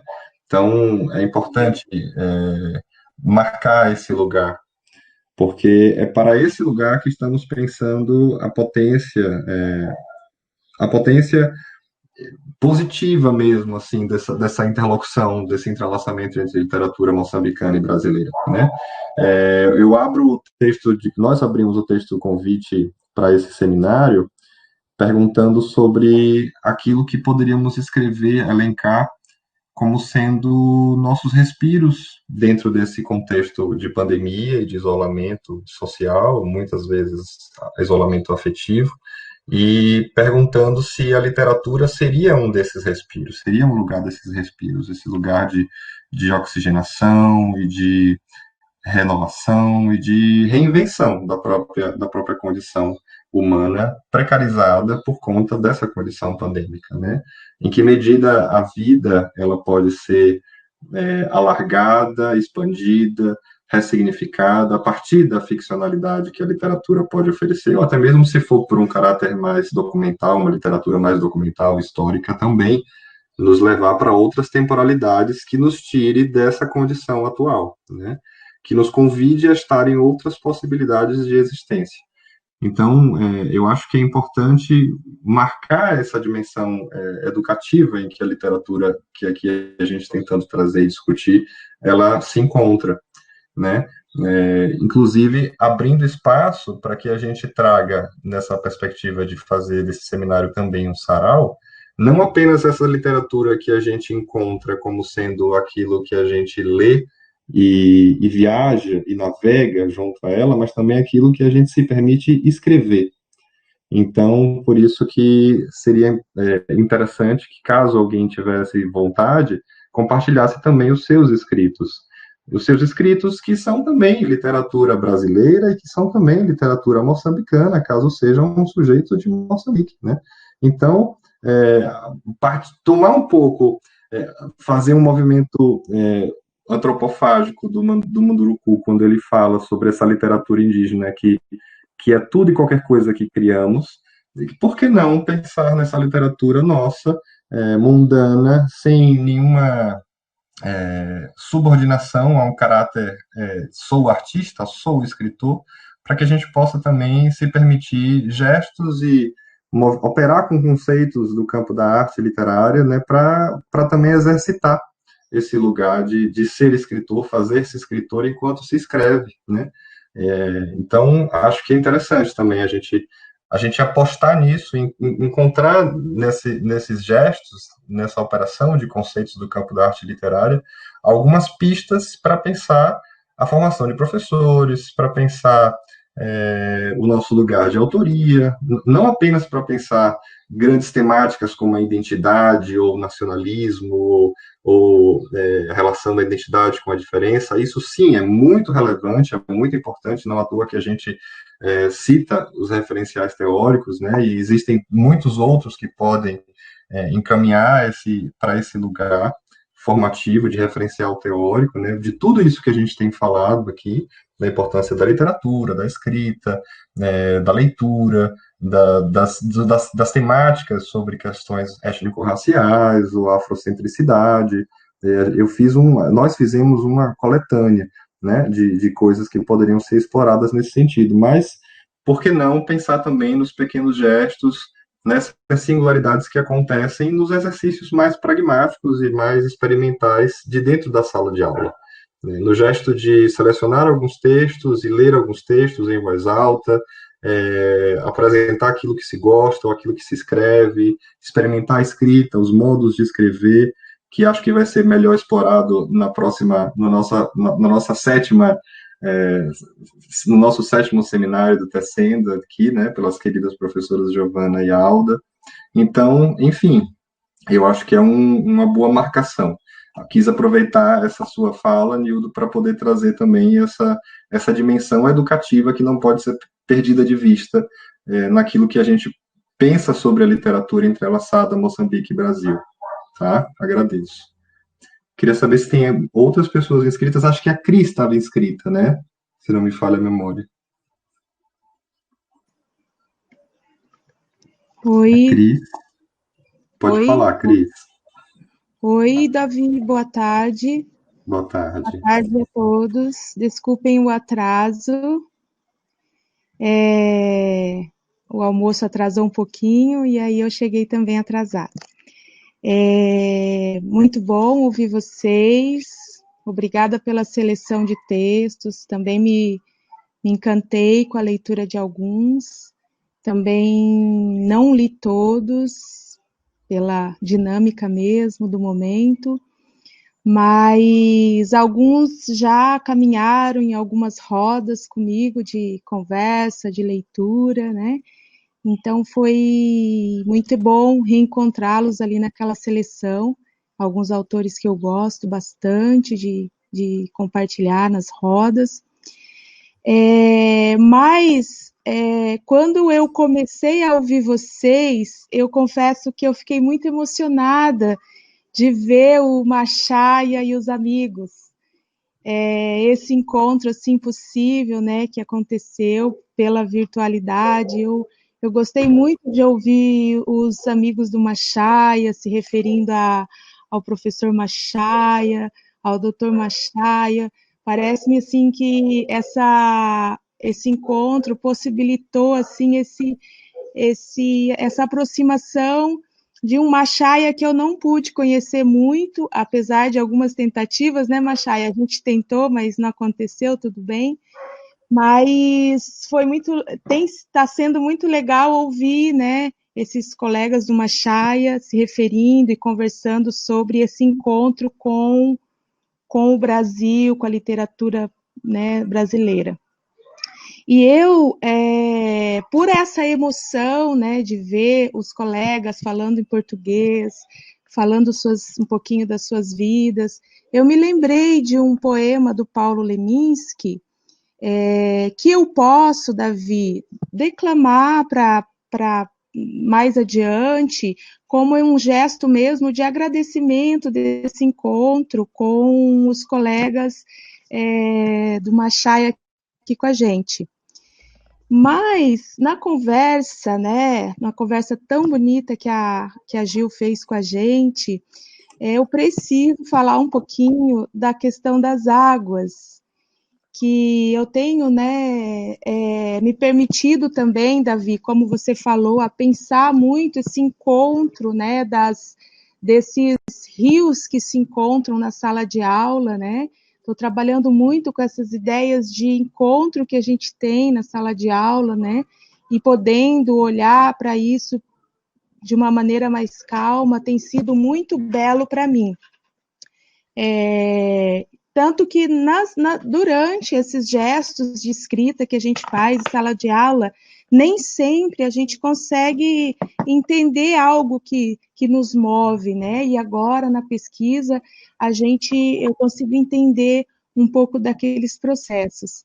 E eu separei uma passagem das águas, Davi, que tem uma passagem da Conceição Evaristo falando de uma maneira muito bonita sobre as águas, né, dos olhos d'água, e eu separei na literatura do João Carrascosa, né, a literatura que tem me ajudado, me movido bastante nas escritas da tese, também um pedaço falando de um conto, que é Aquela Água Toda, que nomeia um livro dele. Se não ficar muito longo, eu posso ler esses 2 pedacinhos, tá? Por favor, Cris. Então tá. Eu tô sem imagem por conta da claridade, que eu tô bem na janela, tá bom? Vou ler. Primeiro a Conceição Evaristo, quando ela diz, a narradora, né, diz: e quando, após longos dias de viagem para chegar à minha terra, pude contemplar extasiado os olhos de minha mãe, sabem o que vi? Sabem o que vi? Vi só lágrimas e lágrimas. Entretanto, ela sorria feliz, mas eram tantas lágrimas que eu me perguntei se minha mãe tinha olhos ou rios caudalosos sobre a face. E só então compreendi. minha mãe trazia serenamente em si águas correntezas. Por isso, prantos e prantos a enfeitar o seu rosto. A cor dos olhos de minha mãe era a cor de olhos de água. Águas de mamãe Oxum, rios calmos, mas profundos e enganosos, para quem contempla a vida apenas pela superfície. Sim, águas de mamãe Oxum.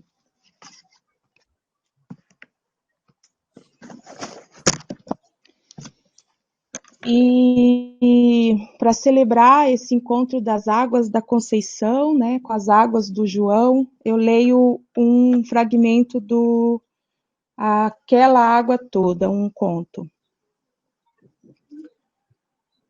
O menino da história, levantou-se rápido no seu desespero. Seus pais já desceram. O cobrador disse e tentou acalmá-lo. Desce no próximo ponto e volta. Mas o menino pegou a realidade às pressas e, afobado, se meteu nela de qualquer jeito. Náufrago, ele se via arrastado pelo instante, intuindo seu desdobramento. Se ele não saltasse ali, se perderia na cidade aberta. Só precisava voltar ao raso, tão fundo, de sua vidinha. Ele esgueirou-se entre os passageiros, empurrando-os com a prancha. O ônibus parou aos trancos. O cobrador gritou: desce, desce aí, menino! O menino nem pisou nos degraus, pulou lá de cima, caiu sobre um canteiro na beira da praia. Um búzio solitário quebradiço. Saiu correndo pelo calçadão, os cabelos de sal ao vento, o coração no escuro. Notou com alívio, lá adiante, o pai que acenava e vinha, em passo acelerado, em sua direção. Depois não viu mais nada, aquela água toda em seus olhos. Bom, esse encontro de águas que eu compartilhei é para a gente continuar pensando, né, nas nossas pesquisas. Quantos mundos cabem dentro de uma palavra, né, Davi? Quantos mundos, quantas pessoas, quantas religiões, quantos rios, né, se encontram numa palavra. Obrigada. E depois, meninos,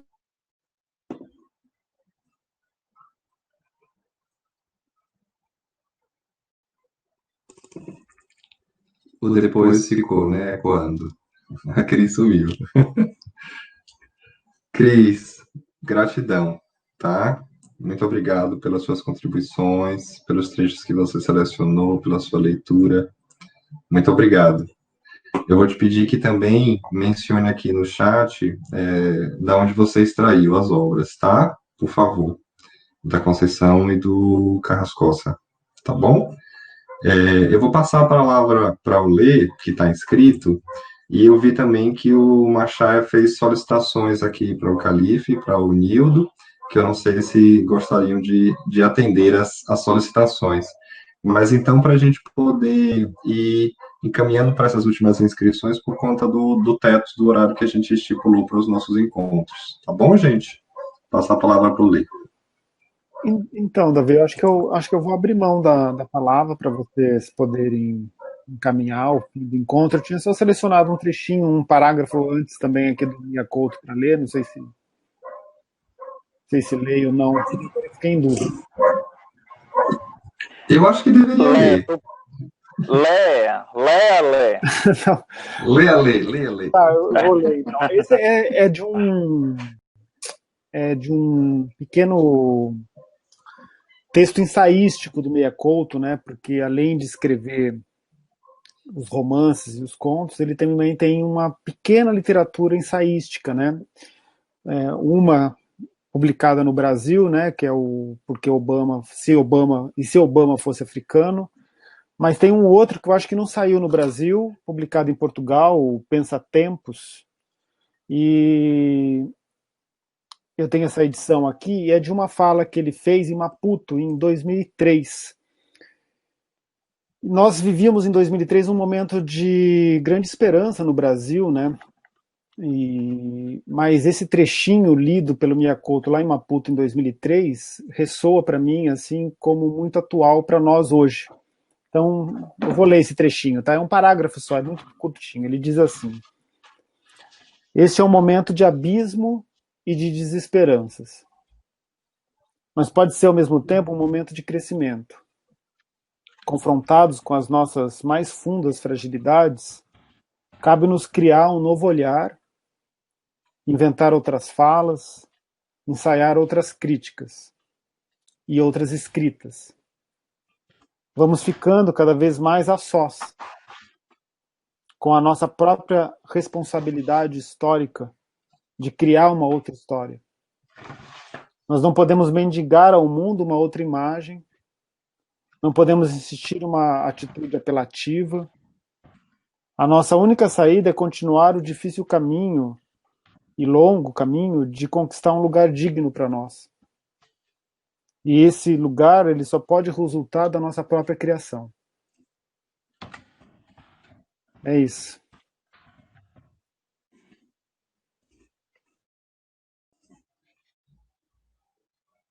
Muito obrigado, Lê.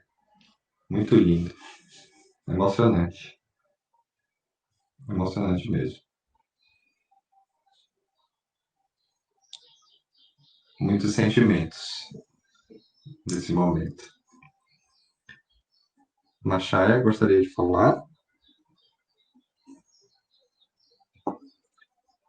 Ou Nildo, ou o Calife, eu não sei se pretendem atender a solicitação que o Machaya fez. Bom, bom. Alô? Alô, pessoal? Fala, Calife, está me ouvindo? Bem, ótimo. Eu penso que foi feita uma radiografia. Mas antes, desculpe, antes, talvez, Davi, seria bom que consultasse a Ali qual é o nosso tempo. Tá? Desculpem. Tá. Tá. Bom, agora são 4 horas, Machaya, mas acredito que pelos probleminhas técnicos do começo, a gente poderia ter aí de 10 a 15 minutos, se a gente pensar que é um encontro de 2 horas. Né? Obrigado, Ali.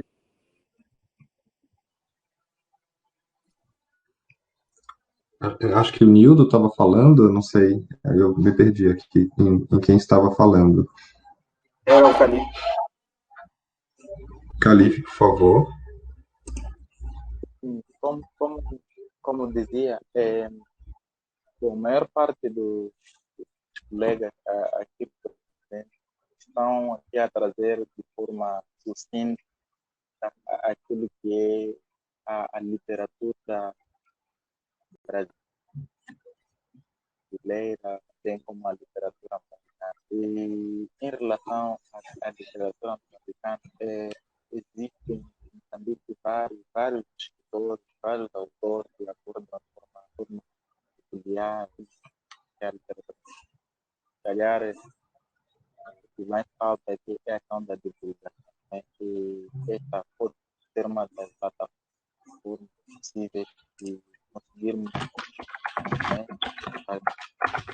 já a vários leitores a divulgarem aquilo que é a literatura moçambicana, bem como a literatura brasileira. Em qualquer parte, em qualquer canto do nosso país, é possível. Nós só ouvimos aqueles que são nomes mais sonados. Não temos a outra parte do outro, também podemos dizer aquilo que é, por exemplo, no texto que foi lido ali por Davi, há um aspecto que deixou muito interessante, tem a ver com a literatura dos indígenas. Foi, se tiverem erros, para me corrigirem. Então, esta literatura, ela se assemelha com aquilo que a nossa também escritora aqui mexicana, Paulina Tijani, tem vindo a escrever sobre o folclore da tradição moçambicana. Em certas obras, ela rejeita muito a questão dos deuses europeus, valorizando de certa forma aquilo que é a tradição local, né? Valoriza mais as línguas nacionais. Isto também traz consigo a moçambicanidade e, de certa forma, nós vemos aquilo que é a comparação entre a literatura brasileira e a literatura moçambicana. Vamos encontrar esses elementos da nacionalidade, né? Enraizados na sua tradição. Então, é este meu ponto de criar.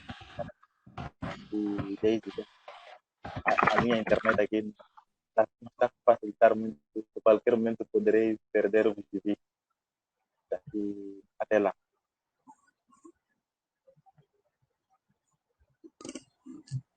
Calife, deu para escutar um pouco do que você falou, mas com muitos cortes, né? Ficou um pouco prejudicada a fala, né? E para algumas pessoas que perguntaram aqui no Mesmo chat. por causa da internet está caindo. Isso, por causa da internet. Para quem perguntou aqui no chat, tornar aqui público, né? Acho que a Ana perguntou sobre autoras, né? Autoras mulheres, né? Moçambicanas, e compartilhamos aqui o nome da Lilia Momplet e eu não sei se pronuncia assim, Machaya me corrija, por favor. E a Paulina Chiziane, que foi essa que o Calife acabou de comentar.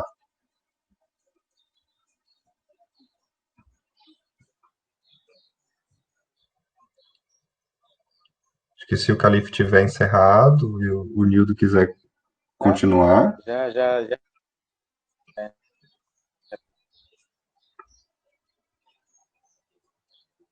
Nildo, nos escuta? Eu não sei se me ouvem. Sim, te ouvimos bem. Pode falar. Não vou muito me alongar, mas o que eu ia comentar é que é mesmo na mesma linha que o professor Maché já tinha comentado.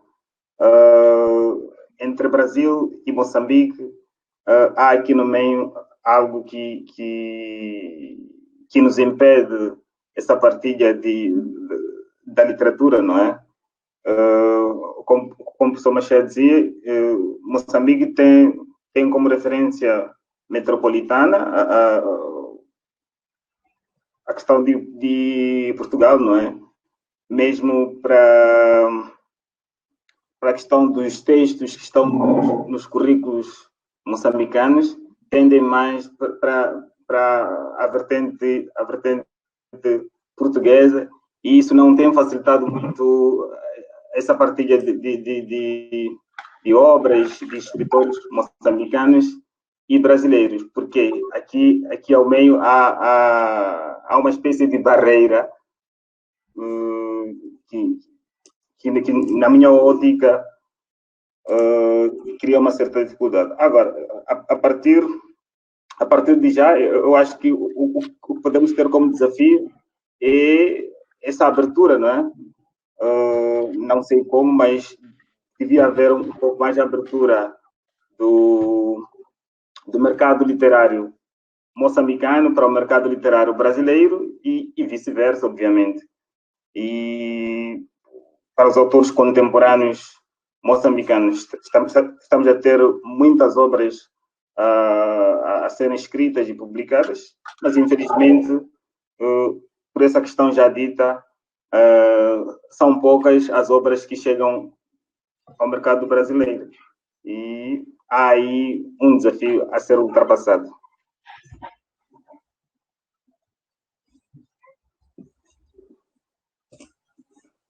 E termino por aqui. Muito obrigado. Muitíssimo obrigado, Nildo. São colocações muito pertinentes, né? Sobretudo para nós que não estamos nesse contexto e sabemos pouco sobre as razões dessa distribuição, né? Como bem falou o Leandro, né? Enfim. Obrigado, Nildo. Não sei, Davi, se posso falar um pouco? Claro, pode sim, Machaia, por favor.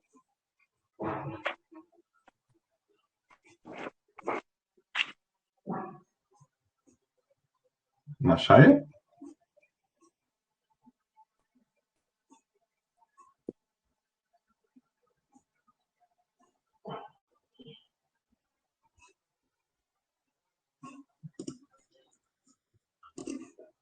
Enquanto o Machaia regressa, está aí, Machaia? Está, mas parece que não nos consegue ouvir. Ok, obrigado. É assim, Davi, a minha internet não está tão boa como o Calife disse. Uhum. Consegue me ouvir? Sim, consigo. Estamos a ouvir. Oi? Oi? Estamos a ouvir. Consegue me ouvir? Me escutam? Sim, conseguimos. Sim.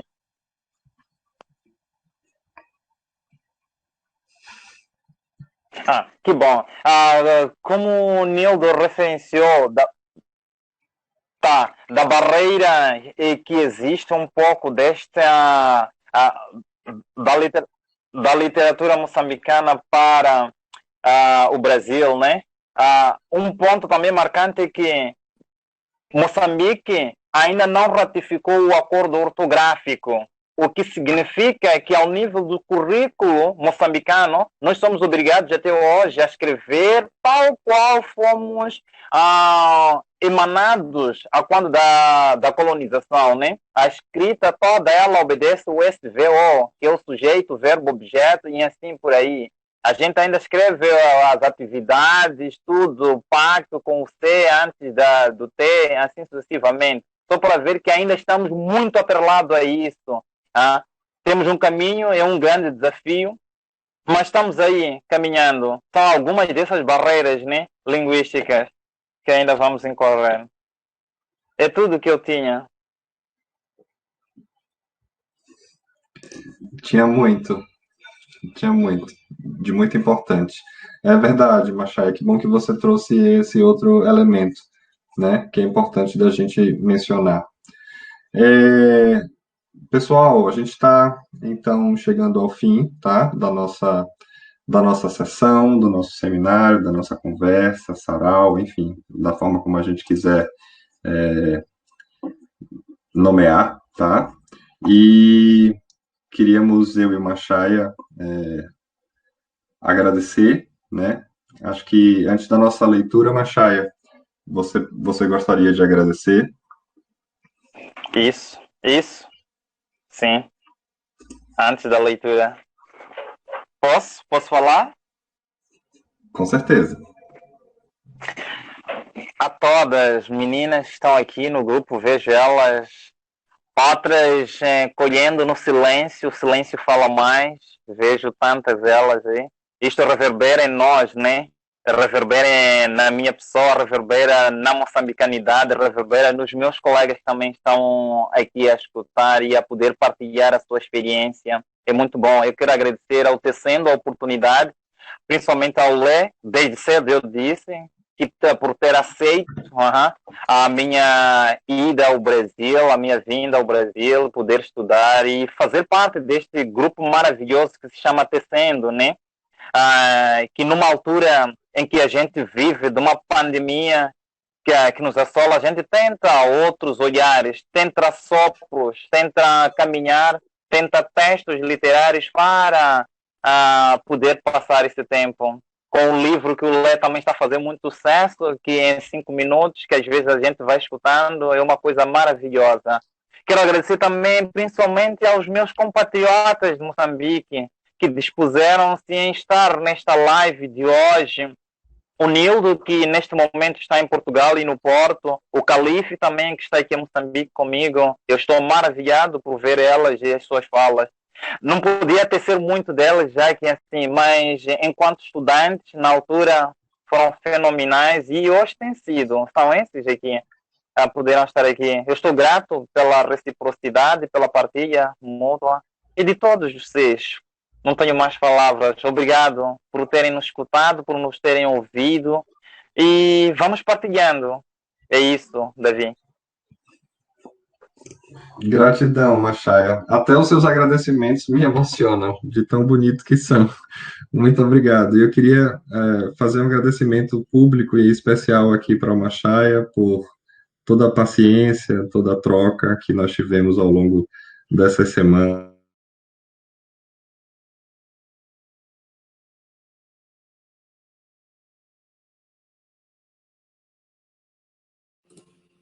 Volta, Davi! Voltei, a internet ficou ruim aqui. Eu estava agradecendo ao Machaia por todo o carinho, por toda a paciência que teve com esse trabalho coletivo que fizemos, tá? Muita paciência que ele teve comigo, agradeço muito pelas trocas e pelas inspirações que ele conseguiu, enfim, me contagiar.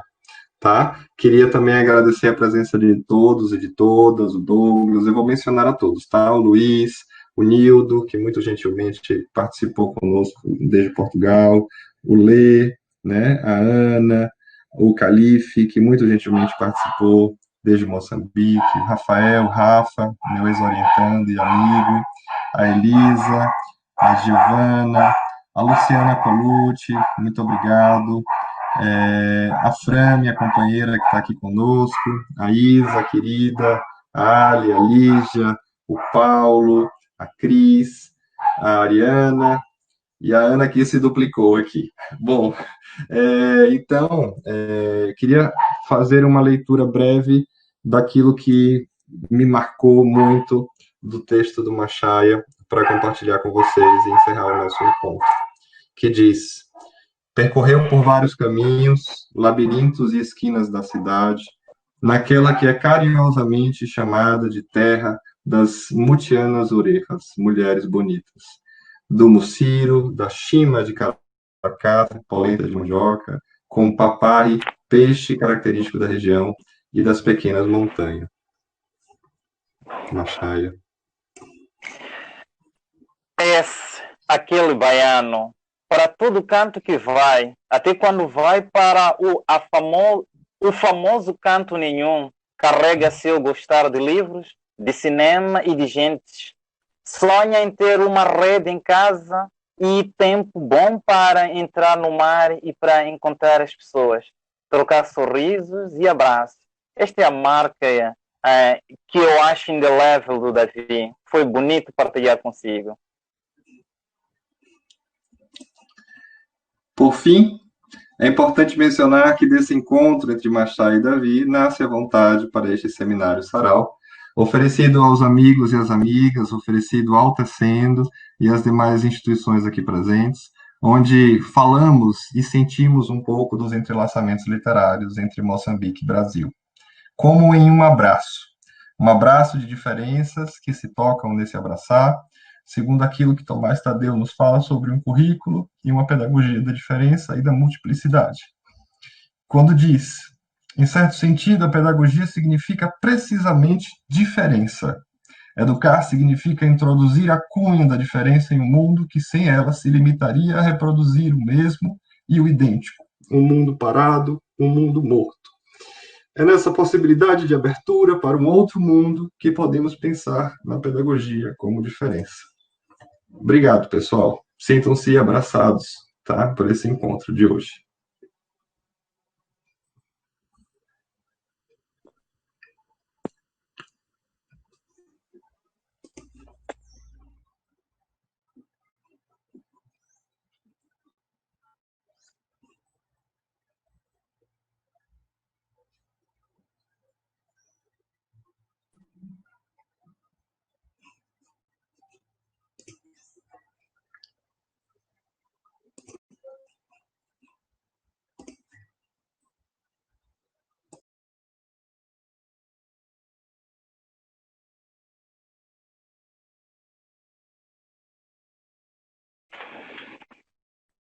Gente, tchau, tchau, um abraço.